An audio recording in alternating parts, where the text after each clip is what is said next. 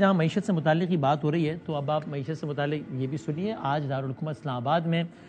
Pakistan mineral سمٹ کے نام سے اپنی نوعیت کی یہ پہلی کانفرنس ہوئی, فرسٹ پاکستان منرل سمٹ. میں خود بھی وہاں موجود تھا اور اس میں عالمی اداروں کے ریپرزنٹیٹیوز, ان کے سربراہان, پھر سعودی عرب کے متعلقہ وزیر اعظم پاکستان اور خود افواج پاکستان کے سربراہ جناب عاصم منیر صاحب موجود تھے. اب اس میں جو متعلقہ وزیر ہیں یعنی کہ جناب مصدق ملک صاحب, انہوں نے اپنی پوری ڈیٹیلز بتائیں اور بہت ساری چیزوں کو تفصیل سے بتایا کہ اگر پاکستان یہ ساری چیزیں کرتا ہے تو پاکستان کیا کیا ٹارگٹس اچیو کرتا ہے. انہوں نے سارے نمبرز بتایا کہ $6 ٹریلین کے پاکستان میں ذخائر ہیں زیر زمین, وہ سارا بہت تفصیلی پریزنٹیشن دی.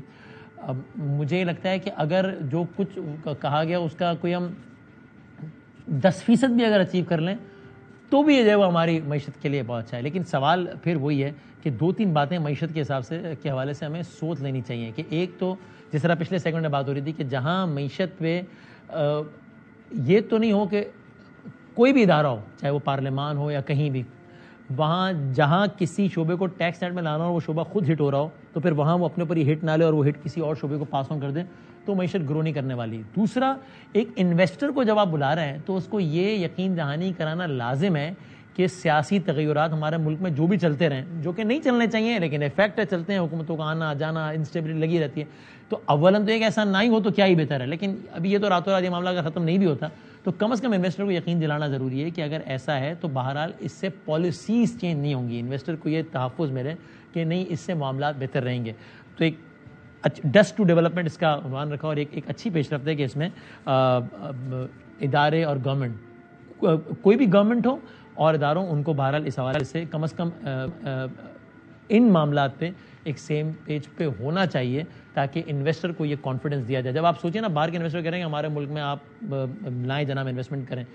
اور اگر وہاں پر ہی تاثر یہی جا رہا ہو کہ جناب آپس میں ہی معاملات اداروں کے, تو پھر وہ انویسٹر کیا آئے گا اور وہ کیوں آئے گا. تو بہرحال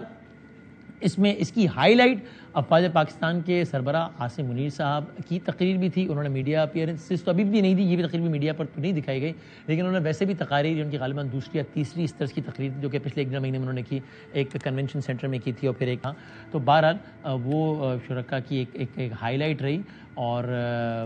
جس کو آپ اگر میں اس کو سمرائز کروں تو یہ کہ بہت ہی ایک لاؤڈ, انرجیٹک اور پیشنٹ انداز میں انہوں نے ساری بات کی. بہرحال تو جن کی چیزیں نکات یہ تھی کہ حکومت پاکستان نے اداروں کے ساتھ مل کر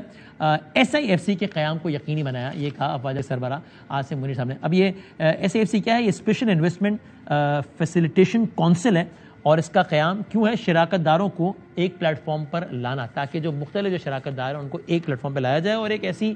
باڈی ہو ملک میں کہ جو اس طرز کے معاملات کو دیکھ سکے. انہوں نے اپنی اس تقریر میں بھی مختلف حوالے دیے,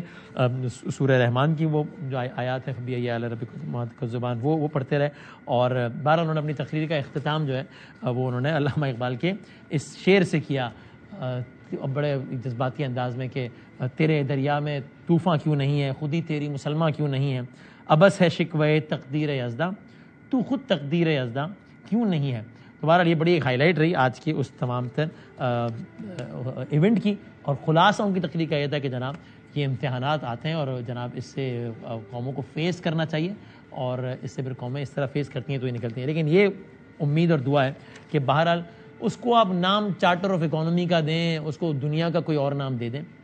لیکن یہ بہت ضروری ہے کہ معیشت کے حوالے سے کچھ چیزوں پر اتنا اتفاق ہو اکراس دا بورڈ تمام پولیٹیکل پارٹیز اور اداروں کا, کہ ایک باہر کے انویسٹر کو یہ معلوم ہو کہ جو سیاسی تغیرات ہیں, جو سیاسی نشیب و فراز ہیں, وہ اس پر اثر انداز نہیں ہوں گے. یہ آج کی ڈیولپمنٹ تھی.